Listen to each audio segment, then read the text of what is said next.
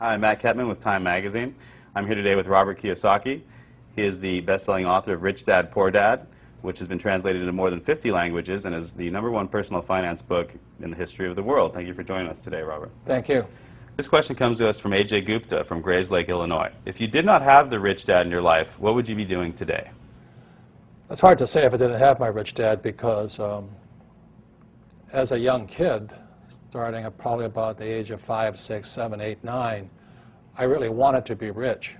So I think #1 is desire, and then you naturally seek your role models and teachers. And in my lifetime, I've had multiple rich dads. My rich dad was my best friend's father starting at the age of 9. And then today, I still seek mentors and wise men and wise women because that's how you get wiser, is by hanging out with smart people. And this one comes to us from Lagos, Nigeria. What made you write Conspiracy of the Rich? It goes back to why don't we have financial education in our schools? I mean, good question, right? Right. And how come the tax laws are different for different people? There's 4 things that make the most 90% of the people poor. #1 is taxes. 2 is debt, the college loans, house loans, car payments, credit cards. 3 is inflation. Everything goes up because taxes go up. It's not because things are more expensive. It's taxes. If I have to pay more taxes, I have to pass that on. And the 4th thing that makes people poor is a retirement plan, that 401k or the IRA or their SIP. I don't need a retirement plan because all of my assets produce income. So like I have 1,400 apartments. Every month I get a check. Why do I need a retirement plan? I have 8 oil wells. Every month I get a check. Are there some people who should play it safe and do the traditional route and just pick up a house, pay the mortgage? That's probably the most dangerous thing you can do today. What's happening in the Western world, in America, we're going to become a third world nation, rich and poor. That's it. The middle class is being wiped out. So the people in the middle, whoever's left in there, will be the ones paying the taxes, the debt, the inflation. The middle class is they're the pack mule. Is there any way a government can help this, or is it really based on the individual to come up? You have to decide which side of the fence you're on, rich or poor. Make up your mind. Yeah. Make up your mind. I made up my mind. It's rich dad, poor dad. I want to listen to my old man, PhD. The government will take care of me. You save your money. And as you're saving your money, the Federal Reserve is printing trillions of dollars. I mean, how stupid can you be?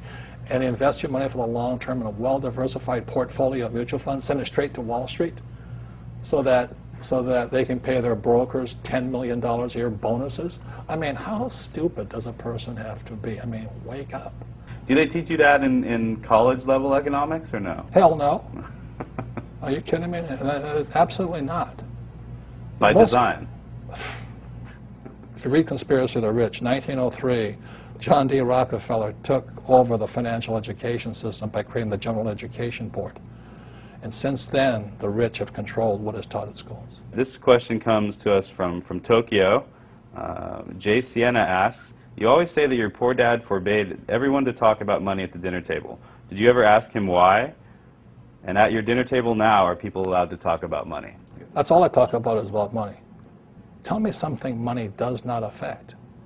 Does money affect education? Absolutely. If you have money, you can go to the best schools. Look at George Bush. Right. This one comes from Laredo, Texas, from Steven San Ramon. When you and your wife were living out of your car, how did you remain so confident that you would be able to accumulate enough wealth to not only retire rich, but young as well? Well, confidence comes from discipline and training. I think one of the best things that happened for me was I kept flunking out of school.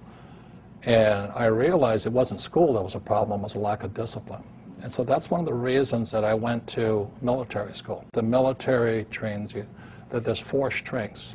There's mental strength, emotional strength, physical strength, and spiritual strength. So that's what kind of kept me going. Is there a time to bail out on a project, though? I mean, when... That's not in my vocabulary. Yeah. Look, I have an unfair advantage, I went to war.